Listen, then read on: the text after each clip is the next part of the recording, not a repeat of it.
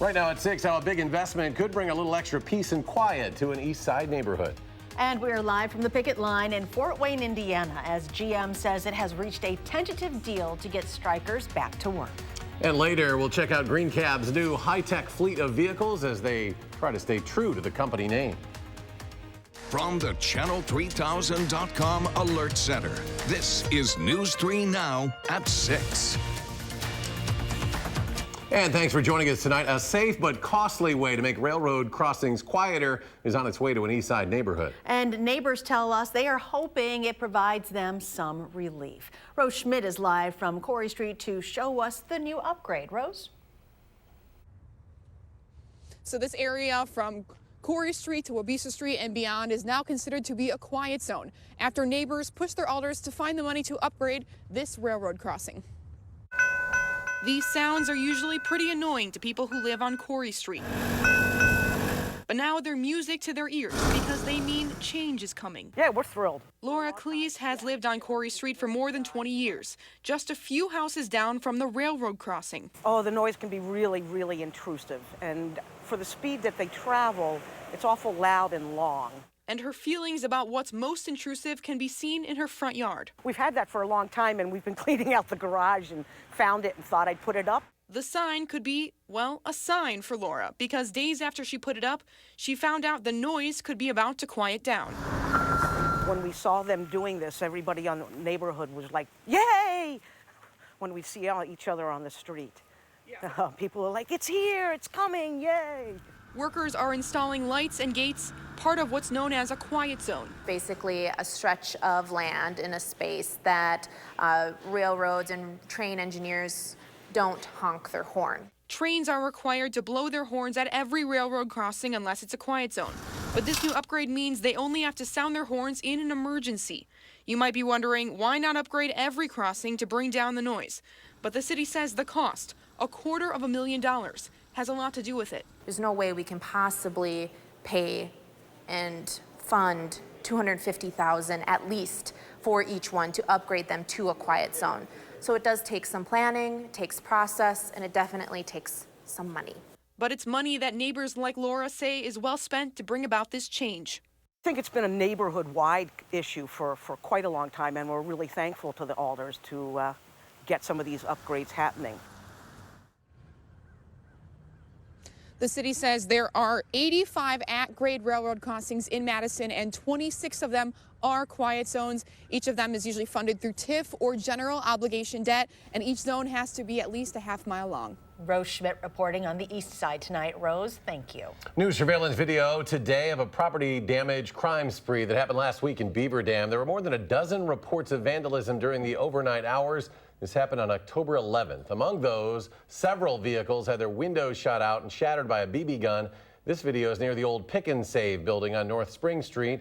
Beaver Dam police are hoping to identify the two people on the bikes. If you have any information about this crime spree, you are asked to call police. Madison police are hoping to identify these men potentially involved in a string of thefts at local health clubs. According to police, the incidents have happened in several cities dating back to January, including Madison, Middleton, and Fitchburg. They say the men go into the men's locker rooms and steal credit cards from unlocked lockers. Anyone with information is asked to call police or the local Crime Stoppers. A so-called Rastafarian church in downtown Madison has been evicted from its location at 555 West Mifflin.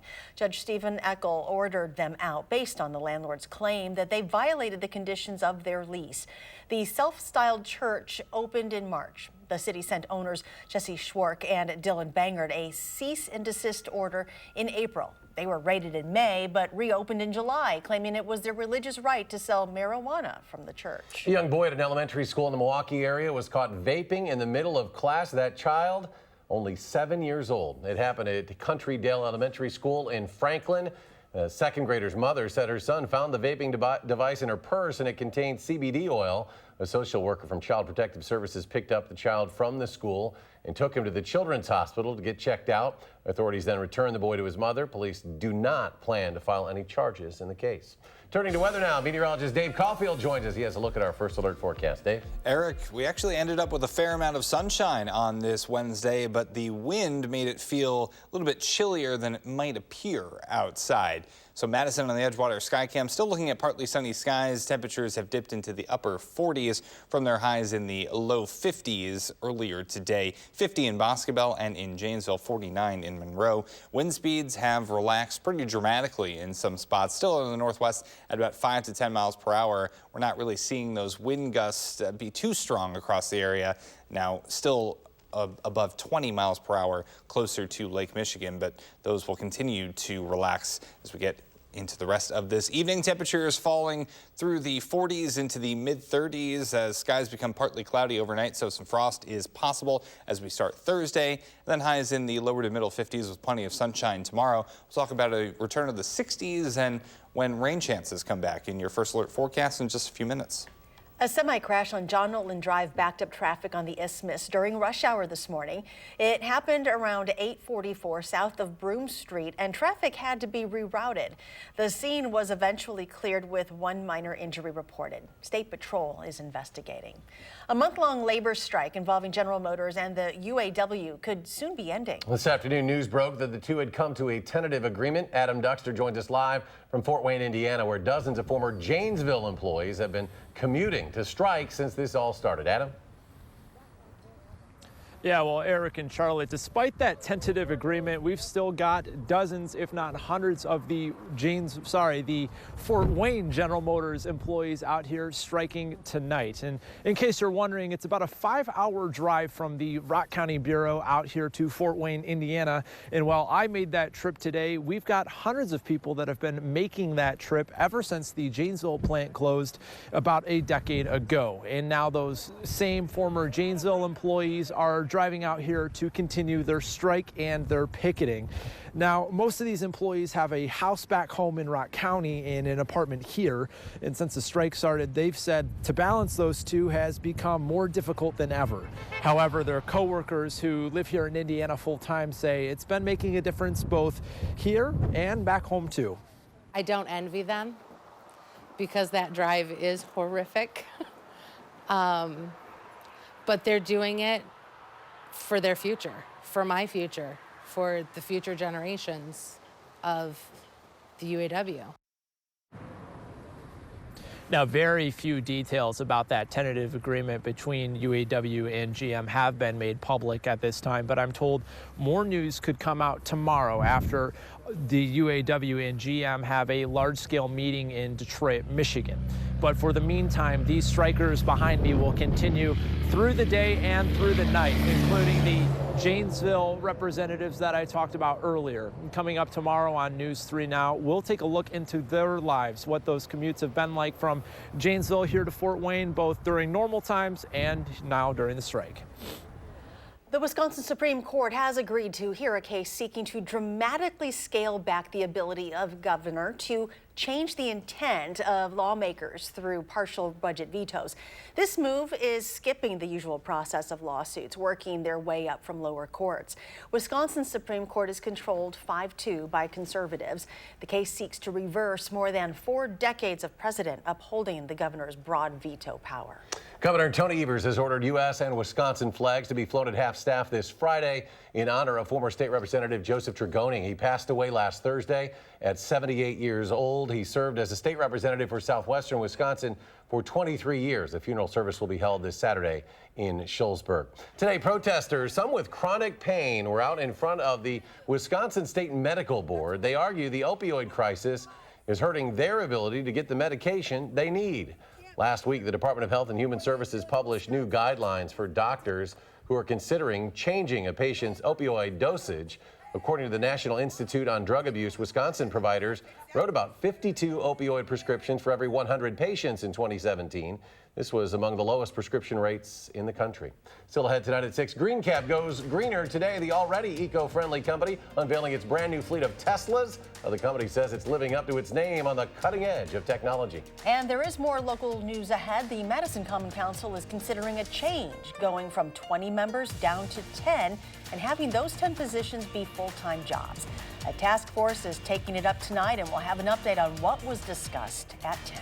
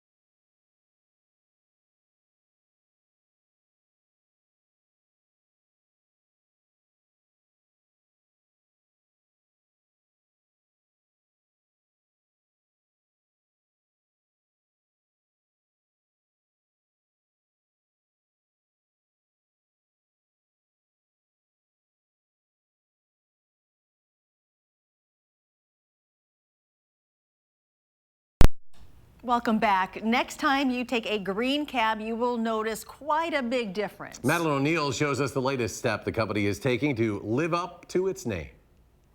I have a great time. Green cab driver Cameron Ramsey enjoys getting people where they've got to go. I drive people from all walks of life. It's exciting. You get the pulse of the city. Now he's looking forward to green cab driving his city into the future. People are excited about it. Customers who travel by green cab will soon find themselves upgraded, being transported to their destination by a brand new Tesla. This fleet of all-electric Tesla Model 3s will be replacing the hybrid Priuses the company began with nearly 10 years ago. Transportation takes up over 25% of the carbon footprint in the atmosphere, so we need to do better. And again, now today it's electric, whereas before it was low emissions. We think we've been doing our part, but we continue to do better. Green Cab President Jody Schmidt says the taxi company will be one of the first in the country to roll out a fleet entirely made up of Teslas. We're just making an investment in our community, doing what we can to help make Madison one of the greenest cities. The change is powered by a partnership with area startup Zerology, which aims to accelerate eco-friendly transportation. This is like cutting edge technology. It's amazing. That technology includes voice commands and safety features. The Tesla can actually read if someone's braking fast, and then it can brake. Watch this. And not just that. These things are fast. Ramsey thinks the Teslas are a fast track to the future. With the sustainability and the just taking the whole green philosophy and actually putting it to work. In Madison. This is really an exciting time for the entire community. Madeline O'Neill, News 3 Now. Pretty cool. The Green Cab will also be building a solar car charging station at its home base. For Green Cab customers, fares will stay the same. You'll start seeing Teslas on the road starting October 23rd, with 30 to 40 of them rolling out by the end of the year. A new exhibit is putting a different spin on the term environmental art. The exhibit is called Plastic Entanglements at the Chazen Museum of Art. Instead of creating art with a paintbrush or a pencil, artists created works made out of plastic and other wasted materials. The director of the Chazen says not all of the pieces are made out of plastic, although many are. They all, however, encourage you to think about how you use plastic in your everyday life. Animal officials helped rescue a raccoon during a rather unfortunate situation. According to the Wildlife Needs Center in Oconomowoc, this raccoon was found with that aluminum can stuck on his head. Staff sedated the raccoon in order to remove the can. They say it appears it wasn't stuck for too long since there were no cuts. The little guy was only a little dehydrated. He got a snack afterwards, That's too, I good. understand. Chris says we ran that because the pictures were so cute. Okay. Well, as long as he's all right. That's why that made the news. Okay. All right, tonight, still ahead in sports after a last-minute win against the Lions, the Packers are now getting ready for this weekend's matchup against the Oakland Raiders. But first, a possible frost tonight as temperatures drop. We'll have your updated forecast when we come back.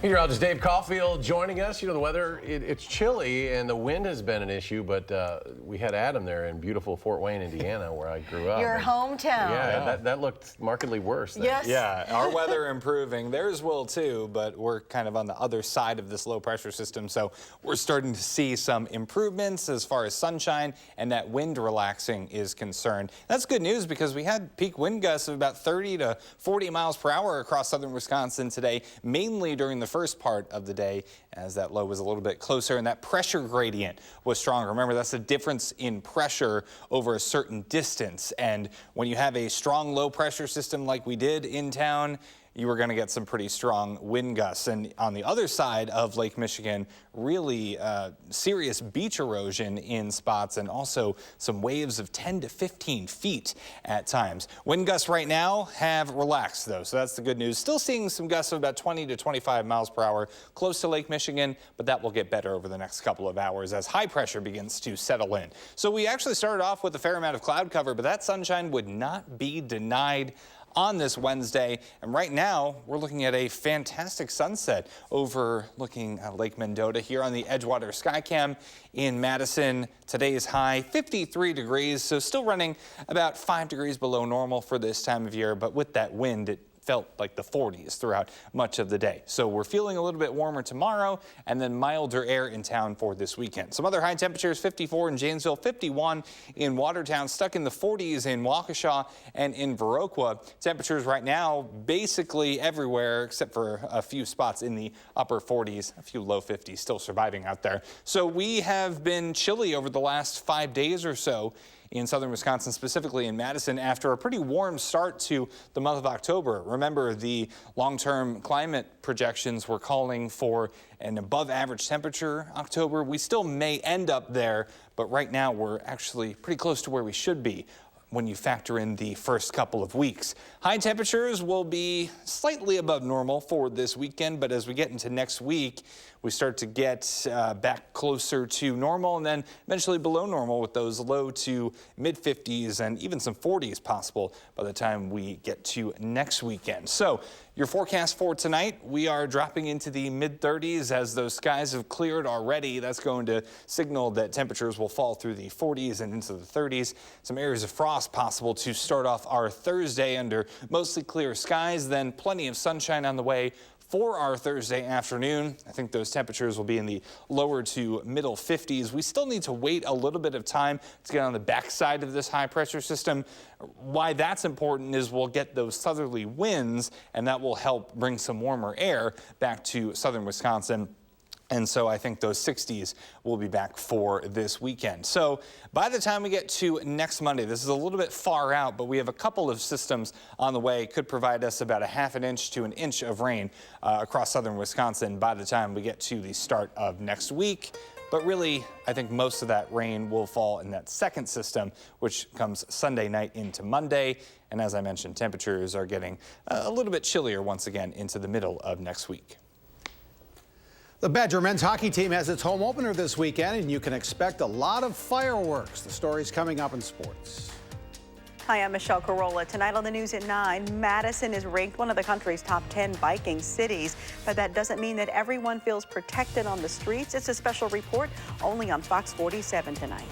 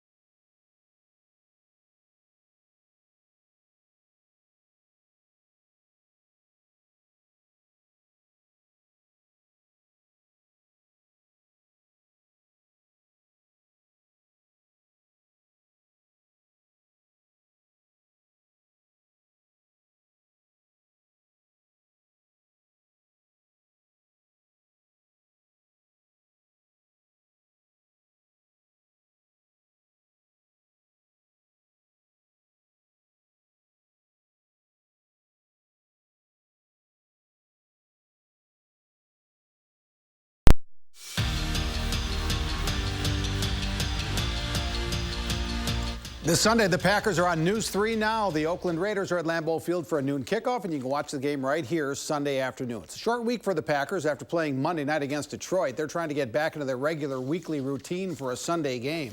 The Packers have played once on Monday, twice on Thursday, and this will be their fourth Sunday game to start the season. And Matt LaFleur and the team are rolling with it. Yeah, you know, we had some consistency throughout the preseason, playing every game on a Thursday, then opening up on versus Chicago on a Thursday. It's just trying to get into that routine. But that's the nature of the beast. That's the NFL, and our guys have to adjust to that. It should be a beautiful day in Champaign, Illinois, Saturday when the Badger football team plays the Fighting Illini at 11 a.m. Temperatures right now forecast to be in the upper 60s, but the game might not be so great. Wisconsin is a 31-point favorite. This will be the first road trip for the Badgers since the opening weekend journey to South Florida at the end of August. You'd think they'd handle it pretty well, though, but this is a little different, traveling for the first time in over a month. Oh, it's fun. It's fun, especially, you know, it's always fun when you feel like everybody's against you, because that's something that we preach when we go on the road. You know, we're just going 80 deep. You know, it's just us, our coaches. If they don't have a Motion W on, they're not with us. You know, we travel well, but for the most part, they put your fans in the top right corner of the stadium, so you might as well be there alone. So, I mean, it's always fun. Our Prep Mania High School football game of the week is one people have been looking forward to for a long, long time. Undefeated Wanakee and undefeated DeForest. We're live on channel3000.com Friday night at 7. Former Cubs manager Joe Madden has a new gig. He's the new manager of the Los Angeles Angels. Madden spent 31 years in that Angels organization as a player, coach, and minor league manager. He's getting a 3-year contract worth somewhere between $12 and $15 million. Badger men's hockey team has its home opener Friday night at the Kohl Center against the two-time defending national champions, Minnesota Duluth. The Badgers are as highly skilled an offensive team as there is in the country. They scored 14 goals in their first 2 games of the season last weekend. There's no doubt this is going to be one of the most entertaining teams to watch this season. I mean, Cole Caulfield scored hundreds of goals playing Team USA, more than any other player in USA hockey history. So he's going to finish. Turcotte's a 5th picked overall. Holloway's going to be a 1st-round pick. We have elite, talented players that can finish and make plays. So we're more polished offensively as far as the finish goes, and that's really exciting for us.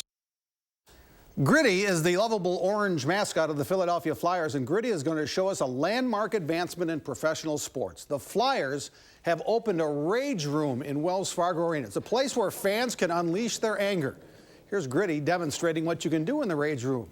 It allows fans to go in and just smash stuff inside the disassembly room. It's the first ever rage room in professional sports. That's genius. We could use one here, and boy, yeah. We got enough TVs that we could just... That's true. Do they charge fans for that? Or they just probably, right? I don't know. You That's just a good go in question. there and break stuff.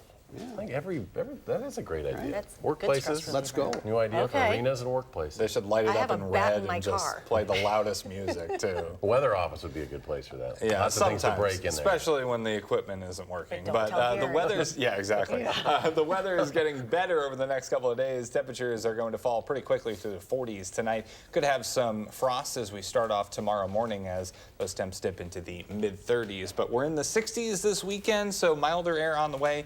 Could have some showers on Saturday. All right, thanks for joining us for News 3 Now at 6. Enjoy your evening, and we'll see you back here at 10.